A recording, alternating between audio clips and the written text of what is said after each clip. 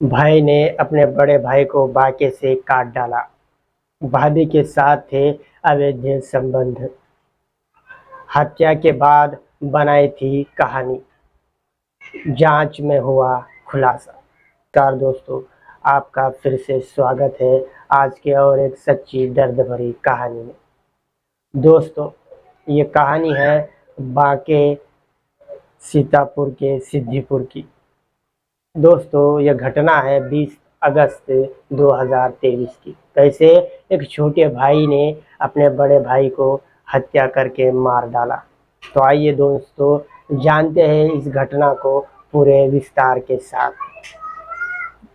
दोस्तों, ये कहानी है विशाल की और उसके भाई की। विशाल और जयकरण दोनों भाई होते हैं। विशाल छोटा भाई होता है और जयकरण बड़ा भाई। वैसे तो जयकरण काम के सिलसिले में बाहर ही रहता है। वो ज़्यादा घर नहीं आ पाता। वो साल वो 2 या 3 साल में एक बार ही घर आ पाता था। इसी बीच विशाल के उसके भाभी के साथ अवैध संबंध बन चुके थे। पर दोस्तों, उन दोनों के इन संबंध के बारे में घर में किसी को पता नहीं था। यहाँ तक कि जयकरण को भी पता नहीं था, क्योंकि जयकरण काम के सिलसिले में बाहर ही रहता था। जयकरण को इस बारे में कुछ भी जानकारी नहीं थी।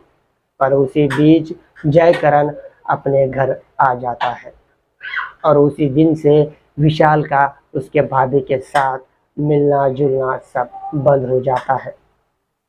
विशाल की भाभी उससे कह देती है कि अब तुम्हारे बड़े भाई घर पर आ चुके हैं, अब तुम ज़्यादा मुझसे मिलने की या बात करने की कोशिश मत करो। अगर उन्हें हम दोनों के बारे में पता चल गया तो बहुत बड़ी मुसीबत हो सकती है। पर विशाल पर तो अपने भाभी के प्यार का भूत सवार था। विशाल अब रुकने वाला नहीं था। विशाल अपने बड़े भाई से भी अब कहासुनी करने लगा था। एक दिन जयकरण किसी काम के सिलसिले से सवेरे के वक्त घर से बाहर निकला और उसी बीच विशाल को मौका मिल गया अपने भाभी के साथ बात करने का। विशाल अपने भाभी के पास जाकर बात करने लगा। विशाल अपने भाभी से जाकर बात करने लग जाता। पर तभी विशाल की भाभी विशाल से कहती है, मैंने तुमसे पहले ही कहा था कि तुम्हारे बड़े भैया घर आ चुके हैं। वो जाने तक तुम मुझसे बात मत करो तो ही अच्छा है। पर विशाल अपनी भाभी की बात नहीं मानता और भाभी से बात करने लग जाता है और वो दोनों बातें करते हुए कमरे के अंदर दाखिल हो जाते हैं और कमरे में जाकर बैठ जाते हैं। पर तभी जयकरण वापस आ जाता है, क्योंकि वो जब घर से निकला था, जयकरण घर से बाहर निकला था अपने काम के लिए, तब वो अपनी चीज़ घर पर ही भूल आया था। इसीलिए वो फ़ौरन ही 15-20 मिनट के अंदर घर पर फिर से वापस आ जाता है। वो अपनी चीज़ को इधर उधर ढूंढने लग जाता है। तभी वो अपने कमरे पे तभी जयकरण अपने कमरे के पास जाता है। जैसे ही वो कमरे के पास जाता है तो उन दोनों को देख लेता है। वो दोनों किसी पति पत्नी के तरह बैठे हुए थे और अच्छे से बातें कर रहे थे। विशाल की और विशाल की भाभी की नज़र तो जयकरण के ऊपर नहीं जाती, सब कुछ देख लेता है। जयकरण जैसे ही वो सब कुछ देखता है तो जयकरण हैरान हो जाता है। 2 मिनट के लिए एकदम शांत हो जाता है। उसके दिल में बहुत सारी भावनाएं उमड़ आती है। उसे लगता है कि मेरा छोटा भाई ही मेरे पत्नी के साथ ऐसा कुछ भी कर सकता है। पर जयकरण ना ही अपने पत्नी से इस बारे में कहता है और ना ही अपने भाई से। 2-4 दिन बाद उसका गुस्सा शांत हो जाता है। तभी जयकरण अपने छोटे भाई से कहता है कि अब तुम्हें भी कुछ काम धंधा कर लेना चाहिए। तुम भी अब बाहर जाकर कुछ अच्छी सी नौकरी करो। पर विशाल उससे विशाल अपने बड़े भाई को साफ मना कर देता है और उसी बीच दोनों भाइयों में कहासुनी भी हो जाती है। और तभी से विशाल के दिमाग में प्लान चलने लगता है कि अब मुझे अपने बड़े भाई को रास्ते से हटाना ही होगा। अगर मेरा भाई जब तक यहाँ रहेगा तब तक मैं ना ही भाभी से मिल पाऊंगा और ना ही भाभी के साथ कुछ भी कर पाऊंगा। जयकरण को भी अब उन दोनों के बीच का रिश्ता पता चल चुका था और तभी झूठ मूठ का विशाल राजी हो जाता है बाहर काम करने के लिए। और उसके बाद एक दिन जयकरण गाड़ी पर बिठाकर अपने छोटे भाई को लेकर बुडूर तक छोड़ने के लिए चला जाता है और इसी बीच विशाल अपने बड़े भाई को बातों में लगाए रखता है और फिर रास्ते में वो एक ईंट भट्टी के पास गाड़ी रुकाने को कहता है और विशाल ईंट भट्टी के अंदर दाखिल हो जाता है। वहां पर उसने हथियार रखा हुआ था। वहां पर विशाल ने हथियार रखा हुआ था। वो हथियार निकालता है। जब वो हथियार ला रहा होता है तो जयकरण की नज़र उसके ऊपर नहीं होती। जयकरण अपने फ़ोन में बिजी हो जाता है और विशाल जयकरण के पीछे से आता है और उस हथियार से विशाल के सिर पर जोर से वार करना शुरू कर देता है। वो 2-4 वार करने के बाद जयकरण नीचे गिर जाता है।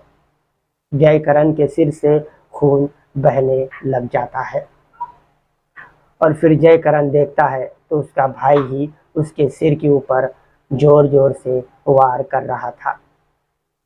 विशाल अच्छी तरह से जांच पड़ताल करता है तो विशाल देखता है कि अभी भी जयकरण की सांसें चल रही थी। उसे विशाल 2-4 वार जयकरण के सिर के ऊपर मार देता है और उसी दौरान जयकरण की जगह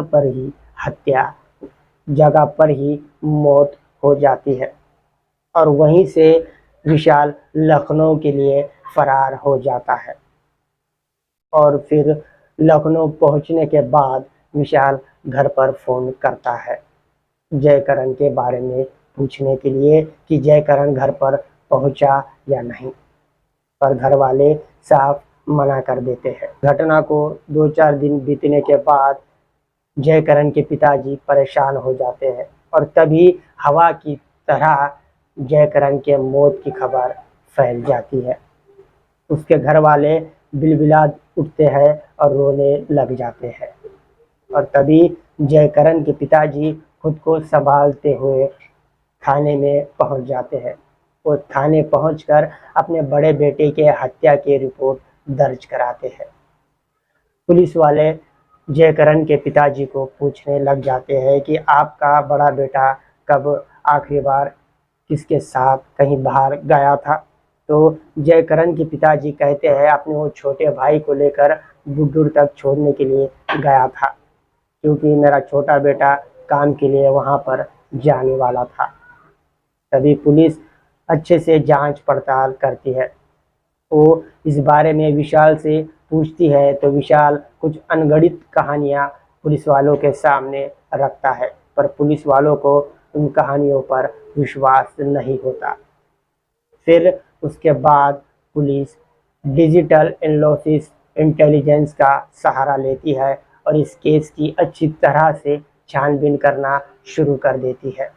तभी पुलिस के सामने इतना खतरनाक खुलासा निकल कर आता है तो पुलिस तो हैरान होती है, उनके साथ साथ जयकरण के पिताजी भी हैरान हो जाते हैं। सब मामला अब पुलिस के सामने भी था और जयकरण के पिताजी के सामने भी था। जयकरण के पिताजी को पता ही नहीं था कि उनका छोटा बेटा इस कदर भी कर सकता था। वो अपने सगे बड़े भाई की भी हत्या कर चुका था। उनके जयकरण के पिताजी को तो यकीन ही नहीं हो रहा था कि उनका बेटा ऐसा कुछ कर सकता है। दौरान विशाल ने पुलिस को हिरासत में ले लिया और उसे पूछा कि आखिर तुमने अपने बड़े भाई की हत्या क्यों की। विशाल पुलिस के सामने बताने लगा कि मेरे और भाभी के अवैध संबंध बन चुके थे, पर मेरा बड़ा भाई हम दोनों के बीच में आ रहा था, इसीलिए मैंने मेरे बड़े भाई को हत्या करके मार डाला। तो दोस्तों, इस कहानी का सभी खुलासा पुलिस के सामने भी हो चुका था और जयकरण के पिताजी के सामने भी। दोस्तों, उसी बीच जयकरण की हत्या के मामले में विशाल को गिरफ्तार तो कर ही लिया था, पर साथ में उसके भाभी को भी गिरफ्तार कर लिया था, यानी कि जयकरण के पत्नी को भी गिरफ्तार कर लिया था। पर दोस्तों, सबसे ज़्यादा नुकसान इसमें जयकरण के पिताजी का हुआ, क्योंकि जयकरण ही था जो अपने घर को बखूबी चला रहा था। वो बाहर रहकर अपने घर का खर्चा पूरी तरह से निभा रहा था, पूरी तरह से जिम्मेदारियों को निभा रहा था। सबसे ज़्यादा दुखी तो आज के घड़ी में जयकरण के पिताजी ही है। आशा करता हूँ दोस्तों, आपको ये कहानी, ये सच्ची कहानी पसंद आई होगी। अगर दोस्तों आपको ये कहानी पसंद आई तो प्लीज़ इस वीडियो को लाइक और इस चैनल को सब्सक्राइब ज़रूर कीजिएगा। दोस्तों, आपके एक लाइक से हमें हौसला मिलता है और ऐसे ही हम आगे अच्छे आपके लिए वीडियो और अच्छी सच्ची घटनाएं आपके लिए लाते रहेंगे। तो मिलते हैं दोस्तों ऐसी ही किसी दर्द भरी सच्ची कहानी में। तो मैं आपसे अब इजाज़त लेना चाहूँगा। नमस्कार।